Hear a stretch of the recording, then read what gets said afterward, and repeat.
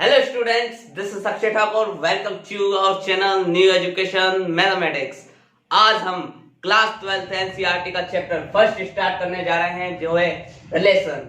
इसमें हम full chapter cover करेंगे। इसके रिलेशन के टाइप्स बताऊंगा और कुछ क्वेश्चंस बताऊंगा जो आपके एग्जाम के पॉइंट ऑफ व्यू से इंपॉर्टेंट है। तो चलिए हम देखते हैं सबसे पहले रिलेशन होता क्या है। तो रिलेशन को जानने से पहले हमको कुछ 11th के बेसिक कंसेप्ट है उनको रिवाइज करना पड़ेगा। जैसे कि आपने 11th में पढ़ा था कार्टेशियन प्रोडक्ट। तो कार्टेशियन प्रोडक्ट क्या होता है, देखिए एक सेट है A इक्वल टू 1 2 3 4 और सेकेंड सेट है B। दो सेट लिए हैं, एक सेट A और एक सेट B जिसमें एलिमेंट्स है 5 6 7 8। अब मुझको यहां पर कार्टेशियन प्रोडक्ट निकालना है तो क्या लिखूंगा, कार्टेशियन प्रोडक्ट क्या होता है, ये दोनों सेट का प्रोडक्ट A क्रॉस B। इसको इस तरीके से लिखते हैं। अगर एक ही सेट होगा तो A क्रॉस A लेंगे, दो सेट है तो A क्रॉस B लिखेंगे। और अब ये जो हमने A क्रॉस B लिखा है इससे हम कुछ ऑर्डर पेयर बनाएंगे। कैसे, ये जो 1 है 1 5 के साथ बनेगा, 1 6 के साथ बनेगा, 1 7 के साथ और 1 8 के साथ। तो हम इसको लिखेंगे ऑर्डर पेयर में 1 5 1 6 1 7 1 8। सिमिलरली 2 के साथ भी हम ऐसे ही करेंगे। 2 का 5 में 2 6 2 7 2 8। 3 के साथ भी लिखेंगे हम 3 5 3 6 3 7 3 8। सिमिलरली हम 4 के साथ भी लिखेंगे 4 5 4 6 4 7 और 4 8। और इनको आपको सेपरेट करना है कॉमा से।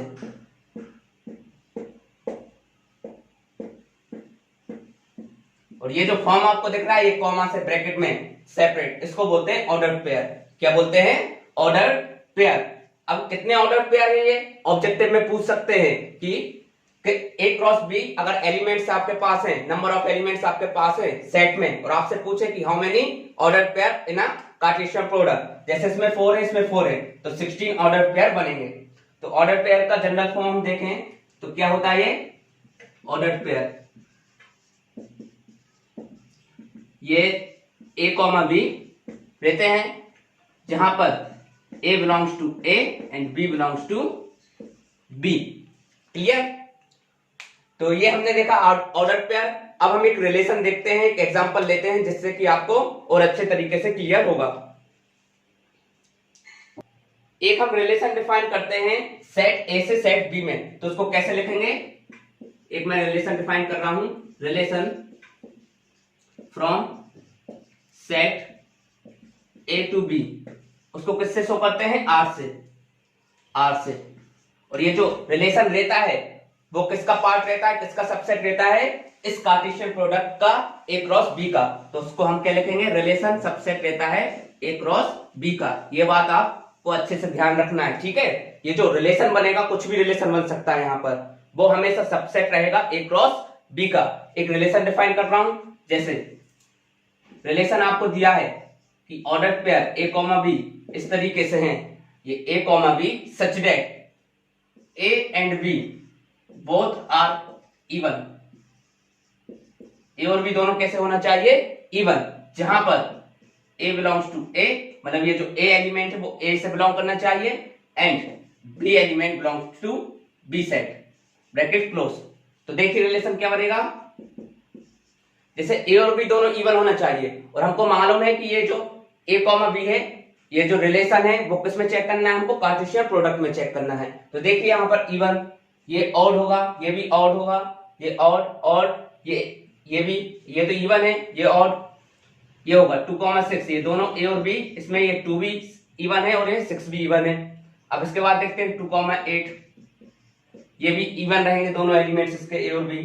इधर और देखते जाते हैं, इधर कुछ नहीं है, इधर 4,6 और 4,8 भी है। तो 4,6 और 4,8, तो कितने ऑर्डर पेयर हैं इस रिलेशन में, 4 ऑर्डर पेयर है जो इस डेफिनेशन को सेटिस्फाई कर रहा है। तो देखिए आप, ये जो रिलेशन है वो हमने इसी में से तो बनाया है, A क्रॉस B में से। तो बोल सकते हैं ना हम कि जो रिलेशन है वो सबसेट है किसका, A क्रॉस B का। लेकिन अभी आपके सामने ऐसे क्वेश्चन आएंगे, ऐसे सेट आ जाएंगे जिसमें आपको ये A क्रॉस B नहीं लिखना पड़ता, आपको डायरेक्ट रिलेशन लिखना है। तो देखिए मैं बताता हूं वो भी। एक छोटी सी बात और बता दे रहा हूं मैं आपको कि अगर नंबर ऑफ एलिमेंट्स, ये नोट्स अच्छे से बना लीजिए आप। इन सेट ए पी है और number of elements in set B q है, इन सेट बी क्यू है, ठीक है। अगर सेट ए में एलिमेंट्स पी हैं और सेट बी में एलिमेंट्स क्यू है तो टोटल रिलेशन कितने हो जाएंगे? टोटल रिलेशन का ये फॉर्मूला होता है, अच्छे से याद कीजिए आप, 2 की पावर पी क्यू। क्या होता है फॉर्मूला? 2 की पावर पी क्यू। जैसे ये दो सेट थे, इनमें टोटल नंबर ऑफ रिलेशन कितने होंगे? इसमें एलिमेंट्स कितने हैं सेट ए में? 4। इसमें एलिमेंट कितने हैं सेट बी में? 4। तो टोटल नंबर ऑफ रिलेशन कितने हो जाएंगे? 2। 4 इंटू 4 मतलब 2 की पावर 16। क्लियर? तो इस सेट में टोटल रिलेशन कितने बनेंगे? 2 की पावर 16 रिलेशन बनेंगे। अब हम देखते हैं कुछ और एग्जांपल जिससे कि ये और ज्यादा क्लियर करेंगे। देखिए आपके सामने एक एग्जांपल है। क्या है example? Let R be the relation in set A. Set A में एक रिलेशन है और सेट ए क्या है? 1 2 3। ठीक है, गॉट इट। अब ये रिलेशन किस प्रकार से है कि ए और B such that b equal to a plus 1 where a belongs to a and b belongs to a। मतलब हमको एक रिलेशन निकालना है और जैसा कि हमको मालूम है रिलेशन क्या होता है? कार्टेशियन प्रोडक्ट का सबसेट। रिलेशन क्या होता है? Relation is a subset of Cartesian product. तो सबसे पहले हम इसमें कार्टेशियन प्रोडक्ट निकालेंगे। तो कार्टेशियन प्रोडक्ट कैसे निकालते हैं? a क्रॉस b से। तो देखिए a क्रॉस b, लेकिन यहां पर सिर्फ सेट ए है तो हम ए क्रॉस ए करेंगे, ए क्रॉस ए, क्योंकि सेट बी भी सेट ए का रोल करेगा। तो इधर से 1 का 1 के साथ, 1 का 2 के साथ, 1 का 3 के साथ, इसी प्रकार से 2 का 1 के साथ, 2 2 2 3, सिमिलरली 3 1 के साथ, 3 2 के साथ और 3 3 के साथ। ये हमने लिखा। अब हमको मालूम है जैसा कि रिलेशन सबसेट होता है कार्टेशियन प्रोडक्ट का, तो हम इसमें रिलेशन में देखेंगे। तो रिलेशन क्या बनेगा कि जो b है वो a प्लस 1 है। तो इधर हम a की वैल्यू 1 लिखेंगे तो b कितना मिलेगा हमको? 2। जब हम a की वैल्यू 2 लिखेंगे तो b कितना मिलेगा? 3। और जब हम a की वैल्यू 3 लेंगे तो b कितना मिलेगा? 4। लेकिन ध्यान से देखिए इधर ये 4 सेट में है क्या? नहीं है, तो हम इस वाले ऑर्डर पेयर को नहीं लेंगे। मतलब हमारा आंसर यही रहेगा 1 2 2 3। रिलेशन इस डेफिनेशन से सिर्फ ये बन रहा है। तो ध्यान से देखिए आप कि हमने ये जो रिलेशन बनाया है वो कार्टेशियन प्रोडक्ट का सबसेट है कि नहीं। देखिए ये 1 2 इसमें है कि नहीं है, 2 3 इसमें है कि नहीं, ये भी है। मतलब ये जो रिलेशन है वो सबसेट है ए क्रॉस ए का।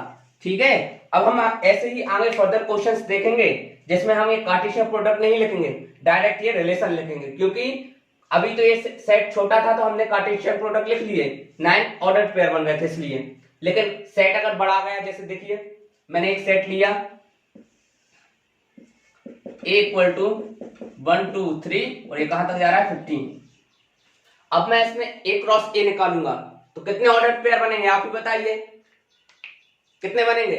a क्रॉस a निकालूंगा तो 15 इंटू 15 मतलब 225 ऑर्डर पेयर लिखना पड़ेगा। इसमें तो 9 लिखना पड़ा था, लेकिन उसमें कितना लिखना पड़ेगा? 225। तो बहुत हो जाएगा, टाइम लगेगा, तो इसलिए हम इसको नहीं लिखेंगे। और डायरेक्ट अगर आपको रिलेशन इस तरीके से डिफाइन है a कॉमा b कि b इक्वल टू 3 है where a belongs to a। देखिए ये b बिलोंग्स टू b, ये दोनों मतलब किससे बिलोंग करना चाहिए? ए से, सेट ए से बिलोंग करना चाहिए। तो रिलेशन क्या बनेगा? इसको मैं इधर रब कर दे रहा हूं, ये लिख रहा हूं ना, आप पॉज करके लिख भी सकते हो। रिलेशन क्या बनेगा? अब इसमें कार्टेशियन प्रोडक्ट नहीं लिखना, आपको डायरेक्ट रिलेशन लिखना है। तो रिलेशन क्या बनेगा बताइए? जब इधर 1 रखेंगे तो ए की वैल्यू जब हम 1 रखेंगे तो बी की वैल्यू कितनी मिलेगी हमको? 3 मिलेगी। इधर 1 रख के बी की वैल्यू 3 निकाल सकते हो आप। 2 रखेंगे तो 6, 3 रखेंगे तो 9, 4 रखेंगे तो 12 और 5 रखेंगे तो 15, 6 रखेंगे तो कितना? 18। लेकिन ये वाला से ऑर्डर पेयर नहीं लेंगे क्योंकि यहाँ एलिमेंट्स कितने हैं 15 और ये कितना आ गया 18, तो ये वाला हम नहीं लेंगे, सिर्फ हमारा रिलेशन ये सेट्स बनेंगे, सिर्फ ये ऑर्डर पेयर बनेंगे 1,3, 2,6, 3,9 और इनको कॉमा से सेपरेट कीजिए आप, है ना। तो मेरा मकसद यही था बताने का कि आपको ये कार्टेशियन प्रोडक्ट नहीं लिखना है सभी क्वेश्चंस में। अगर क्वेश्चन छोटा है तो आप लिख सकते हैं, लेकिन क्वेश्चंस इस तरीके से बड़ा आ गया, अभी तो ये 15 तक है, आपको सेट ऑफ नेचुरल नंबर देंगे तो उसमें कार्टेशियन प्रोडक्ट निकाल सकते हो, नहीं निकाल सकते। तो आपको जो भी डेफिनेशन रिलेशन के फॉर्म में दी जाएगी उसको डायरेक्ट सिर्फ ऐसे लिखना है। अब हम देखते हैं एक बहुत ही इंपॉर्टेंट कंसेप्ट है डोमेन, कोडोमेन एंड रेंज, उसका एरो रिप्रेजेंटेशन देखते हैं। चलिए देखते हैं हम एरो रिप्रेजेंटेशन।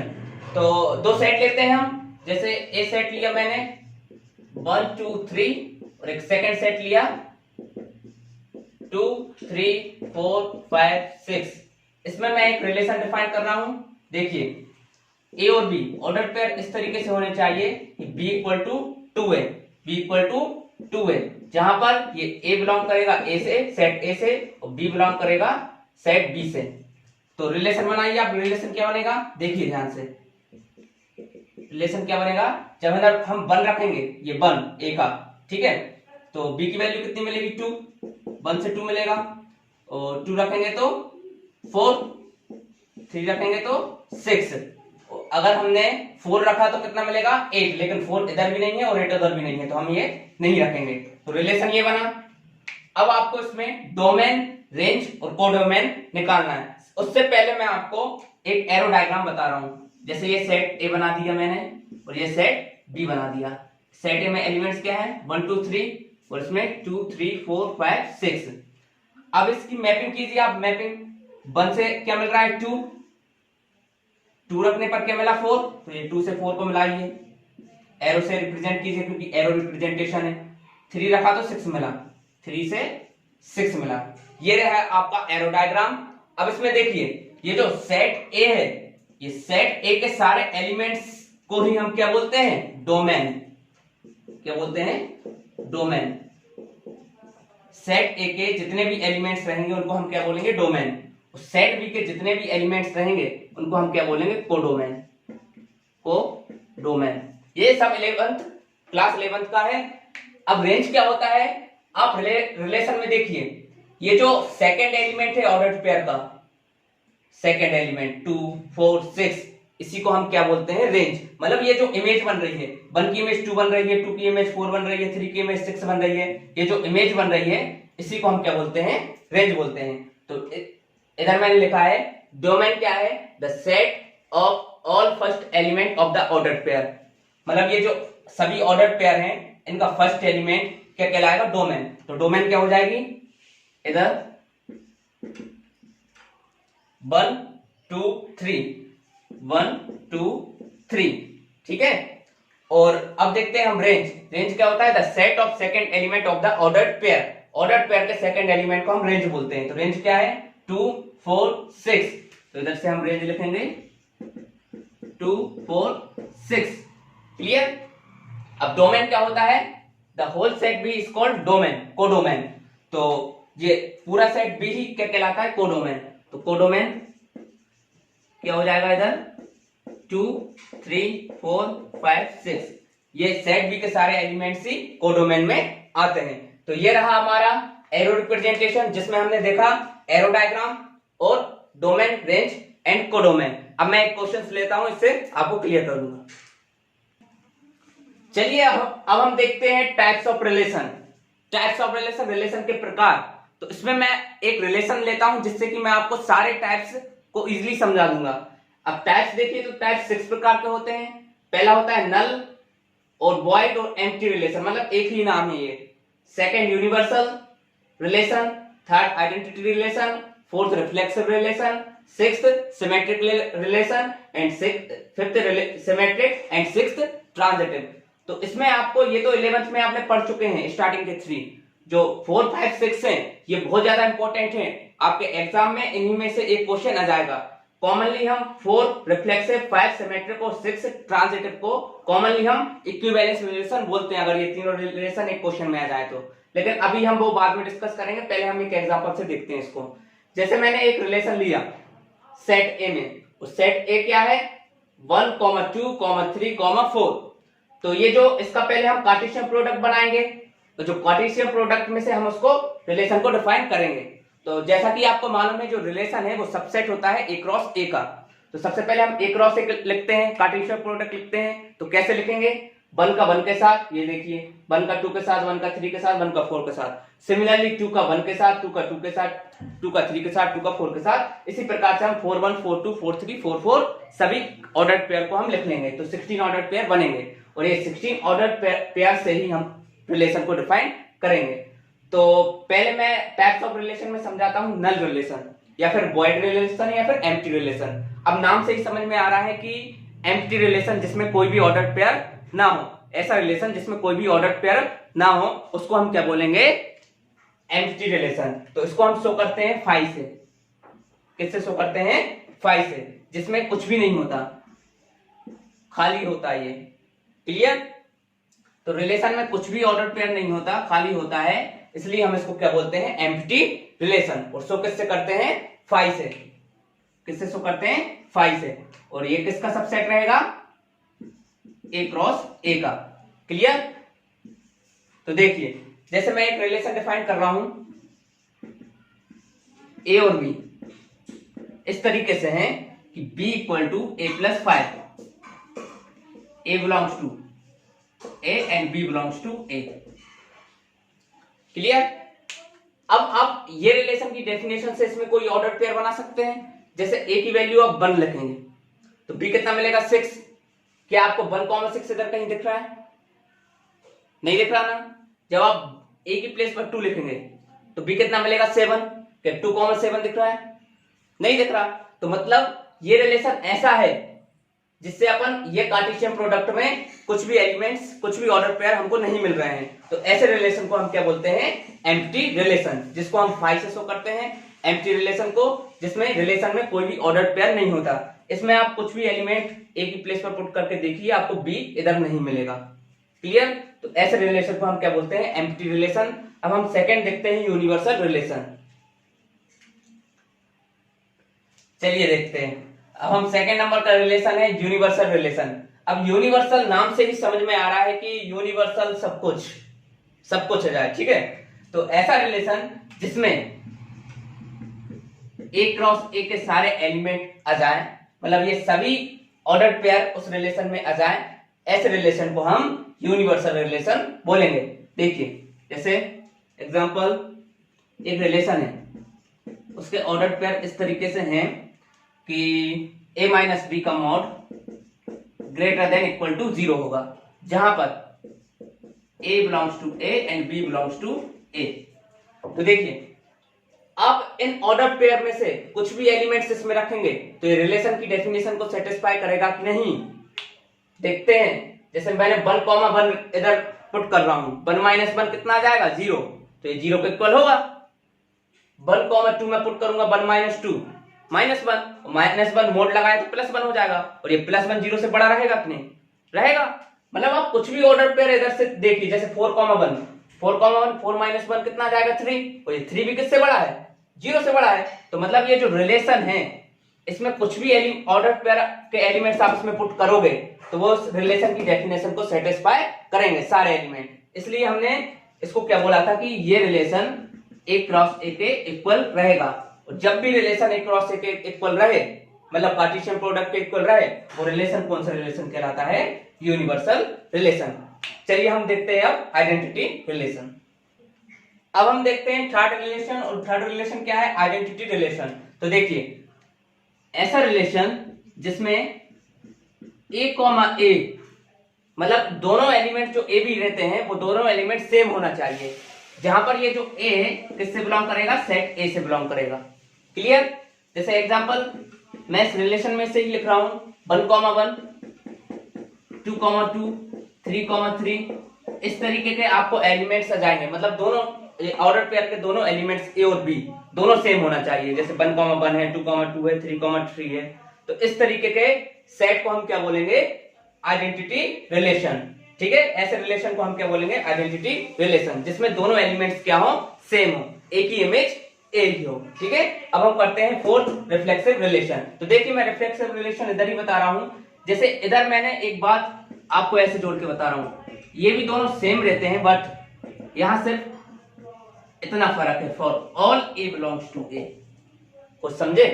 जैसे देखिए इधर तो मैंने लिखा कि ये जो ए रहेगा ये ऑर्डर्ड पेयर में वो ए से बिलोंग करेगा, लेकिन इधर मैंने क्या लिखा है कि for all A belongs to A, मतलब ये जो सारे एलिमेंट्स है, इधर तो मैंने 1,1 2,2 3,3 लिखा, 4,4 नहीं लिखा, लेकिन इसमें रिफ्लेक्सिव रिलेशन में मेरे को 4,4 भी लिखना पड़ेगा क्योंकि इधर क्या लिखा है for all A belongs to A. तो रिलेशन क्या बनेगा देखिए 1,1 2,2 3,3 एंड 4,4, मतलब ए की इमेज ए ही होगा, वो रिफ्लेक्सिव भी होगा और सिमेट्रिक भी होगा, लेकिन वो रिफ्लेक्सिव भी होगा और आइडेंटिटी भी होगा, लेकिन आइडेंटिटी में ए बिलोंग्स टू ए है और रिफ्लेक्सिव में क्या है for all A belongs to A. इधर सारे एलिमेंट आने चाहिए रिफ्लेक्सिव के लिए, और आइडेंटिटी के लिए अगर सारे आ गए तो ठीक है, नहीं तो सारे नहीं आए, जब भी ठीक है वो आइडेंटिटी रिलेशन तो कहलाएगा। लेकिन रिफ्लेक्सिव रिलेशन कब कहलाएगा? जब सारे जो एलिमेंट्स ए के रहेंगे वो उस रिलेशन में प्रेजेंट हो, जब भी हम उसको क्या करेंगे रिफ्लेक्सिव रिलेशन। क्लियर? अब हम करते हैं सिमेट्रिक। चलिए हम देखते हैं अब सिमेट्रिक रिलेशन, फिफ्थ रिलेशन है ना। तो सिमेट्रिक रिलेशन क्या होता है? अगर देखिए ध्यान से, अगर if A comma B relation में है, ए कॉमा बी रिलेशन में है और बी कॉमा ए भी रिलेशन में होगा, ए कॉमा बी रिलेशन में है, अगर ए कॉमा बी रिलेशन में है तो बी कॉमा ए भी रिलेशन में होगा, तो ऐसे रिलेशन को हम सिमेट्रिक रिलेशन कहेंगे। अभी कुछ समझ में नहीं आया होगा, एक एग्जांपल से देखिए मैं एक रिलेशन लिख रहा हूं 1,2 2,1। आपको डराना नहीं है, ये सारे रिलेशन आपको अभी समझ में नहीं आ रहा है, हम क्वेश्चंस करेंगे उसमें आपको सारे क्लियर हो जाएंगे। नेक्स्ट वीडियो क्वेश्चंस की जाएगी। 2,1 1,1 3 4 4 3, ये जो मैंने आपके सामने रिलेशन लिखा है वो कैसा रिलेशन है? सिमेट्रिक रिलेशन है। क्यों है? देखिए 1,2 रिलेशन में है तो इसका उल्टा भी रिलेशन में होना चाहिए, तो 2,1 भी रिलेशन में है। क्लियर? 1,1 रिलेशन में है मतलब इसका उल्टा भी होना चाहिए, तो इसका उल्टा तो खुद ही रहेगा 1,1, वो तो है ही प्रेजेंट। चलिए दोस्तों अब हम देखते हैं को सिक्स्थ रिलेशन का टाइप ट्रांजिटिव रिलेशन। तो ट्रांजिटिव रिलेशन क्या होता है देखिए, जैसे मैं ए और बी ये दो एलिमेंट्स है, ये ऑर्डर्ड पेयर अगर रिलेशन में हैं, अगर ए और बी रिलेशन में हैं एंड बी और सी बी रिलेशन में हैं, A B belongs to R और B C belongs to R, तो इससे क्या होना चाहिए? अगर ए सी भी रिलेशन में होगा तो वो कौन सा रिलेशन होगा? Transitive relation. देखिए एक बार और सुनिए, ए बी रिलेशन में हो, बी सी रिलेशन में हो, और अगर ए सी भी रिलेशन में होगा तो वो कौन सा रिलेशन होगा? Transitive relation. एक एग्जांपल देखिए, जैसे 1 2 2 3 एंड 1 3, ये कैसा रिलेशन है? ट्रांजिटिव। जैसे ए बी है 1 2 है, बी सी है 2 3 है, तो ए सी भी है ना 1 3 भी है, तो ये रिलेशन कैसा रिलेशन है?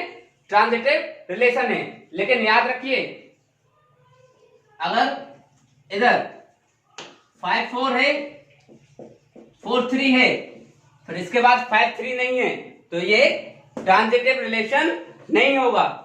एक बात और सुनिए, जैसे 5 4 अकेला है, ए बी है लेकिन बी सी नहीं है, जब भी ये कैसा रिलेशन कहलाएगा? ट्रांजिटिव रिलेशन कहलाएगा। तो ट्रांजिटिव की डेफिनेशन क्या है? अगर ए बी रिलेशन में है, बी सी रिलेशन में है, तो क्या होना चाहिए? ए सी बी रिलेशन में होना चाहिए, तभी हम इसको क्या बोलेंगे?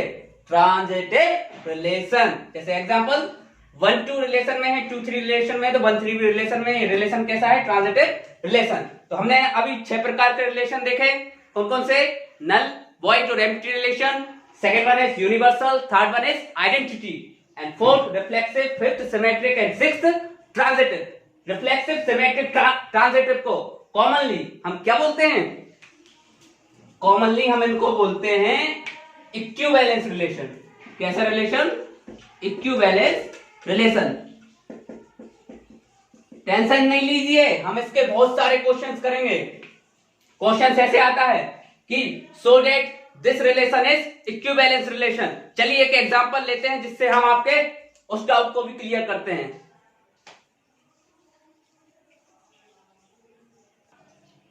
चलिए दोस्तों हम एक एग्जांपल लेते हैं और एग्जांपल आपकी स्क्रीन पर क्या है देखिए।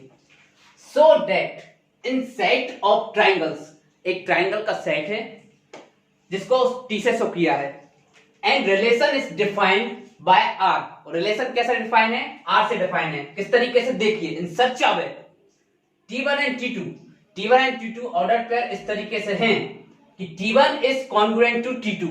ये जो T1 है वो T2 का क्या है? कॉन्ग्रुएंट है। और इस रिलेशन को हमको क्या शो करना है? Equivalence relation. क्या शो करना है? Equivalence relation.